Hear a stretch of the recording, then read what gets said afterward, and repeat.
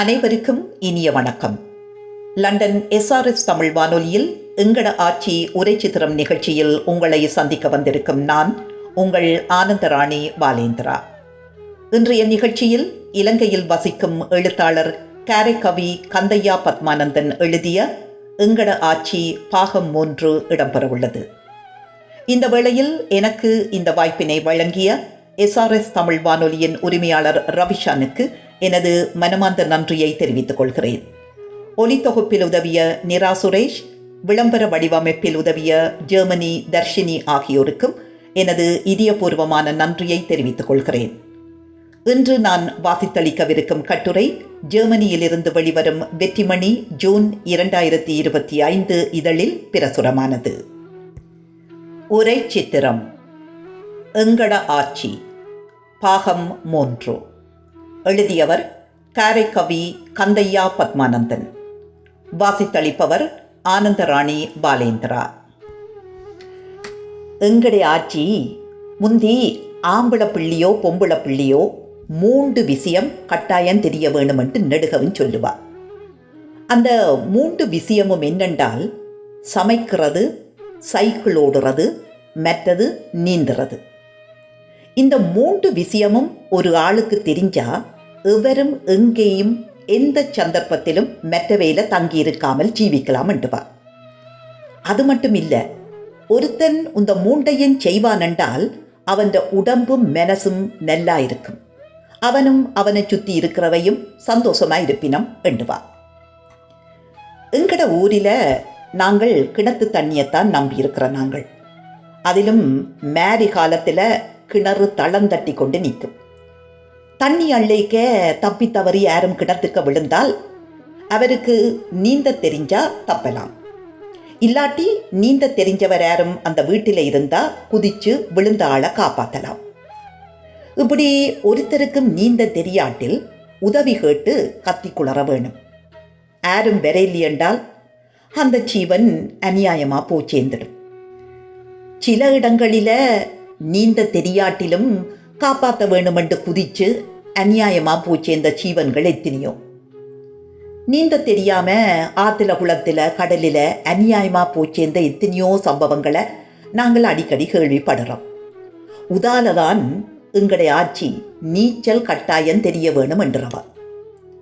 மற்றது சைக்கிள் ஓட்டம் முக்கியம் என்றவா. முந்தி எங்கட ஊரில் இப்போ மாதிரி அடிக்கடி பஸ் ஓடுற இல்லை. கோயில் குளத்துக்கு, ஆசுபத்திரிக்கு, கடக்கண்ணிக்கு போகிறதுக்கு நாங்கள் சைக்கிள் தான் பாவிச்ச. நாங்கள் சைக்கிள் இருந்தால் ஓட தெரிஞ்சா பஸ்ஸுக்கு அதுக்கு இதுக்கண்டு காத்துக்கொண்டு காசையும் நேரத்தையும் கரியாக்க தேவையில்லையென்று ஆட்சி சொல்லுவா. முந்தி சண்டை நடக்க இடம்பெயர்ந்து சீவி கேட்க கனவேருக்கு சைக்கிள் தான் அவைந்த சீவியத்துக்கு உயிர் வாழ்கிறதுக்கு கை கொடுத்தது. முந்தி நாங்கள் யாழ்ப்பாண கேம்பஸில் படிக்க அப்போ இந்திய நாமை வேலி வழிய நின்ற காலம். நாங்கள் ஒவ்வொரு நாளும் சைக்கிளில் தான் போய் வர. நாங்கள் எங்கட ஊருக்கும் திண்ணவேலிக்கும் போய் வர கிட்டத்தட்ட 40 கிலோமீட்டர் வரும். வன்னியில் இருந்த காலத்தில் சைக்கிளில் போய் வராத ஊரே கிடையாது. ஆட்சி அப்போ பேசி ஏசி எனக்கு சைக்கிளோட பழக்கினதால நான் தப்பி பிழைச்சேன்னு தான் சொல்லுவேன். இப்போ நான் எங்கேயும் போக சைக்கிள் எடுத்தா வீட்டம்மா உங்களுக்கு என்ன விசரே, யாரும் என்ன நினைப்பினம் உண்டுவா. அவ விலையும் பிழை இல்லை. சைக்கிளில் வேலைக்கு போனால் அங்கே இஞ்ச போனால் கௌரவ குறைச்சல் என்று நினைக்கிற கனவேர் இருக்கணும். ஆட்சி சொல்லுற மெத்த விஷயம் சமையல். அதை பற்றி கதைக்கத்தான் வெளிக்கிட்ட நான். சமையண்டால் பக்குவப்படல் என்று அகராதி சொல்லுது. அதால தான் நாங்கள் சாமர்த்தியப்பட்ட பிள்ளைகளை பக்குவப்பட்டுட்டினம் என்ற நாங்கள். அப்போ சமையல் என்றாலும் பக்குவப்படுத்தல் என்று அர்த்தம் எடுக்கலாம். என்னத்தை பக்குவப்படுத்துறதென்றால் சாப்பாட்டின் சுவை, மனம், நிறம், சத்துக்களை பக்குவப்படுத்துறதுன்ட்டு பொருள். புது கனவேருக்கு விளங்குற இல்லை. எப்படி என்றான அவிச்சு கொட்டினா சரியென்று நினைப்பினான். உதாலதான் இங்கே எத்தனையோ வீடுகளில் சண்டை சச்சரவு வந்து அடிபட்டு ஏன் கிணக்க போவான். நேற்று ஒரு இடத்துல கொலையில கூட முடிஞ்சிருக்கண்டு ஒரு செய்தி பார்த்தனான். சமையல் மனுசற்ற கூர்ப்பில முக்கியமான ஒரு விஷயம் என்று ஆராய்ச்சி செய்தவ சொல்லுகினான். அப்ப ஒழுங்கா சமைக்க தெரியாதவைய கூர்ப்படையாதவை என்றலாமோண்டு நீங்கள் முணுமுணுக்கிறது எனக்கு கேட்குது. உண்மையா ஒழுங்கா சமைக்க தெரியலை என்றால் கூர்ப்படையலை என்று தான் சொல்ல வேணும். நெருப்பை கண்டுபிடிக்கையே மனுஷன் சமைக்க பழகி போட்டான் அப்பு சொல்றவர். இப்ப என்னென்றால் நெருப்பில்லாமலே அவிக்காம பொரிக்காம சமைக்கிற முறைகள் கணக்க வந்துட்டது. உங்க இப்பவும் கனவேர் ஐயோ என்ற பிள்ளைக்கு சுடு தண்ணி கூட வைக்க தெரியாது என்று பெருமையா சொல்லுவினான். இப்படி பெருமை பேசுறவைக்கு நல்லா சுடு தண்ணிய கொதிக்க கொதிக்க மூஞ்சையில ஊத்த வேண்டுமென்றுவா ஆட்சி. பெரிய அவருகம் விடுவினான். இப்படி வீண் விசும்பு விட்டு வளர்த்ததுகள் தான் போற இடங்களில குடும்பம் நடத்த தெரியாம குழம்பி தெருவில நிக்குதுகள் என்றுவா. சிலர் நினைப்பினம் டேக்கவேயில் எடுத்து சாப்பிடலாம், இல்லாட்டில் ஹோட்டலில் போய் சாப்பிடலாம், என்னத்துக்கு சமைச்சு கஷ்டப்பட வேணும், என்னத்துக்கு சட்டி பட்டி கழுவ வேணும் என்று நினைப்பினம். இப்படி நினைச்சு கடை வழிய அவன் தாரதை எடுத்து திண்டவ, அதை ஒரு நாகரிகம் என்று நினைச்சவ பிறகு கண்ட வருத்தமும் வந்து பிறகு ஒன்றுமே தின்னாமல் உத்தரிக்கிறத நாங்கள் எத்தனையோ இடங்களில் பார்க்குறோம். ஆச்சி சொன்ன மாதிரி சமைக்க தெரிஞ்சா எங்களுக்கு விரும்பின நேரத்தில் சமைச்சு சாப்பிடலாம். அதால செலவும் சிக்கனமாகும், உடம்பும் கண்ட வருத்தம் ஒன்றும் வராமல் இருக்கும். உங்க சமைக்க தெரியாத ஆட்கள் லாக்டவுன் நேரத்தில் எவ்வளவு கஷ்டப்படுகினோம். வெளிநாடு வழிய போனங்கட பெடியல் கனவேர் சமைக்க தெரிஞ்சதால தப்பி பிழைச்சவங்கள்.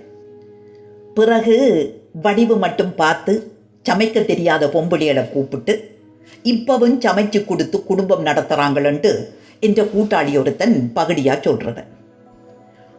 உது மாதிரி கண்டபடி எக்கச்சக்கமா சீதனம் கொடுத்து கட்டின கன பொம்பளிகள் என்ன என்ற அப்பனாத்த இவ்வளவு சீதன பாதனத்தை தந்தது உங்களுக்கு சமைச்சு போடவே என்று சண்டை போடுவினோம்.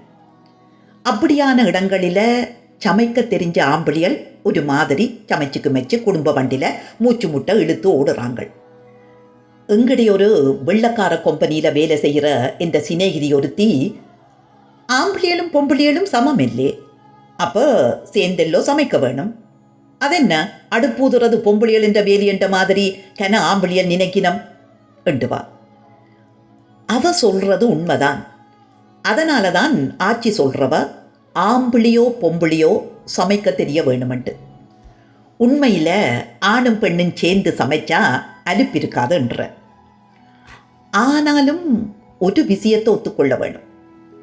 அநேகமாக எங்கே எந்த இடத்துலையும் எந்த ஹோட்டலில் பார்த்தாலும் சமையல்காரர் ஆம்பிளியலாகத்தான் இருப்பினார். அதை சமைச்சு கொடுக்குறத பெண்டுகள் சாப்பிட்டு போட்டு ஆஹா ஓஹோண்டு போட்டு தங்கட வீட்டு ஆம்பிளைகளை பார்த்து நீங்களும் இருக்கிறீங்களே என்று கருத்து சொல்லுவினான். அதால தான் நல்ல சமையலை நளவாகமென்று ஆக்கள் சொல்லுவினான். நளனின்ற சமையலில் தமயந்தி மட்டும் இல்லை, நாடே கட்டுப்பட்டு கிடந்ததுன்ட்டு ஆட்சி சொல்றவ. முந்தி நான் படிப்பிக்கிற காலத்தில் பள்ளிக்கூட நிகழ்வுகளுக்கு சமைக்க டீச்சர் மேர் கறி கூட்ட என்னத்தான் கூப்பிடுறவ. கொஞ்சம் பொறுங்கோ, நேரம் இல்லே போகுது, இன்னும் உல வைக்காம உங்க என்னத்தை எழுதி கிழிக்கிறீர்கள் என்று வீட்டம்மா கத்துறா. சமைச்சு முடிய பிறகு மிச்சத்தை எழுதுற. சோறு முக்கியங்கண்டியளோ. இதுவரை நீங்கள் கேட்டது உரை சித்திரம் எங்கட ஆட்சி பாகம் 3. எழுதியவர் காரைக்கவி கந்தையா பத்மானந்தன். வாசித்தளித்தவர் ஆனந்தராணி பாலேந்திரா.